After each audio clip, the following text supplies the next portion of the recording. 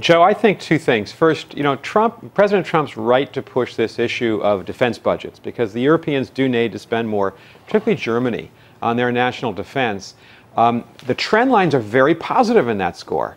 There have been 4 years of consecutive of defense budget increases, mainly because of Putin's annexation of Crimea, but Trump's had some impact on that as well. And I think he'd do better, frankly, to lower the decibel arguments in public, President Trump, and take this inside. I mean, to say that Germany is a captive nation of Russia, that's just a gross insult to Merkel and the German people. And so you kind of wonder, you want to speak truth to power, you also want to be effective. I think the president is trending now to being ineffective as a leader of NATO. He spent the last couple of weeks blasting the alliance as obsolete and ineffective. He's the leader of the alliance. They have troops with us in Afghanistan. They've been fighting in the anti-ISIS coalition.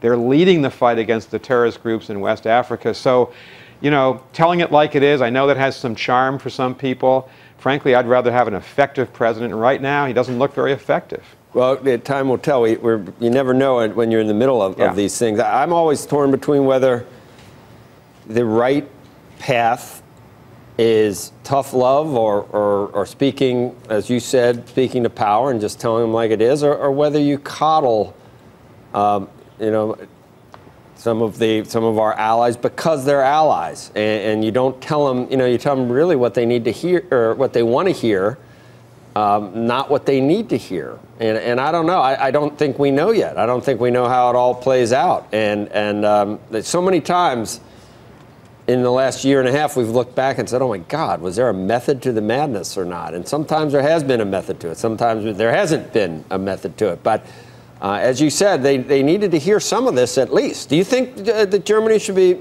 you don't think there's any incongruity to signing that huge deal for gas with Russia at the same time they're, pretending that that's their biggest threat, and therefore they need all the NATO funding? Oh, actually, I think this Nord Stream, this is a multi-billion-dollar Gazprom deal to supply gas 70% of Germany's energy needs. I think it's a mistake by the Germans to enter into this long-term arrangement by the Russians. Why not tell them and say, and I know that maybe that's strong language to say you're captive, but they are captive. The lights go out if they don't, if Russia doesn't deliver the gas. But and Joe, here's the problem with it. Okay. Of course you want to have that argument with Merkel behind the scenes. The question is, do you want to embarrass Merkel publicly and consistently go after her? The president's been going after her publicly on the immigration issue for a couple of weeks now. She's your leading economic partner in Europe. She's the strongest country in Europe. She leads the strongest country in Europe. I want our leaders to be effective. And at the same time that the president says they're captive of Russia, she's been much tougher on Putin on the Crimea issue and Russia interfering in Western elections than President Trump has. So I think the Germans are going to say that our president's been hypocritical today. I just want us to be effective in the world. I'm not sure this is the way to be effective by beginning the summit by going after Germany in the way that he did. Hey there, thanks for checking out CNBC on YouTube. Be sure to subscribe to stay up to date on all of the day's biggest stories. You can also click on any of the videos around me to watch the latest from CNBC. Thanks for watching.